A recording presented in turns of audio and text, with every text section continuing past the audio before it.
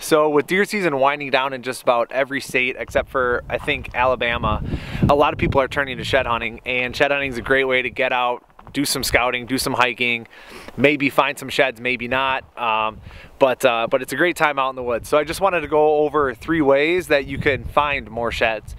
And the basic concept behind it is spend your time where the deer spends the majority of its time.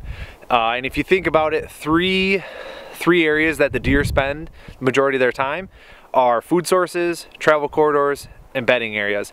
And by far they spend the most amount of time on food sources and in their beds.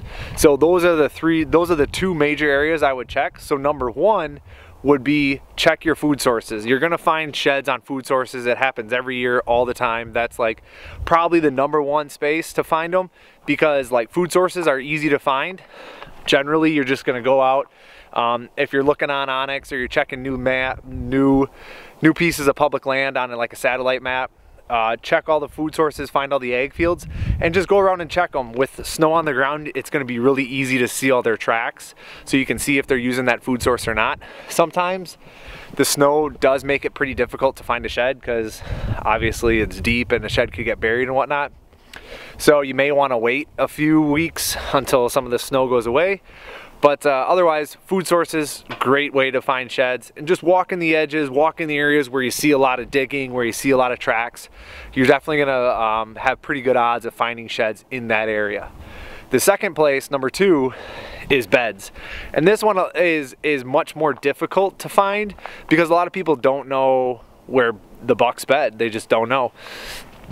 And it is difficult to find. Bucks are very elusive critters. Obviously, you didn't kill this buck during deer season because he was elusive, or maybe he was a little bit smaller and you didn't want to take him. Whatever the case may be, buck beds are generally hard to find. And the best way I can tell you to do that, if you don't know where they already are bedding, is follow the tracks. Go to the food source, check your food source, and then from there, just follow the tracks and work your way back until you get to some areas that look like beds. And in the snow especially, you're gonna find big round circles that have no snow in them. So that's definitely a bedding area. When you find those areas, you know, definitely take a look around, walk around, and hopefully you'll find one in there. But bedding areas are definitely a great place to find sheds as well. And then number 3, travel corridors. Deer don't spend a lot of time in the travel corridors, especially in the colder months, because they don't want to travel far. They don't want to expend that energy. So they're going to be generally within, you know, depending on how much pressure the land has and a whole bunch of variables. But for the most part, they're going to be within probably 200 to 500 yards of the food source that they're feeding on. Some may travel, you know, 1,000 yards, some may travel 50 yards, but generally you're talking 100 to 500 yards off the food sources where they like to be, as so long as it's safe and they feel safe in that area. So the travel corridors are a place to find sheds, but I wouldn't spend a lot of time there. I'd spend majority of my time on food sources, and then next piece is finding beds. And when you're walking back to find those beds, you're gonna be walking down that travel corridor anyway. And number 4, the last tip, I guess there's 4 tips here, is check the areas repeatedly. Don't just do it once. Don't go walk a food source, don't go walk a bedding area or anything and go, oh, I didn't find any, so there's none here.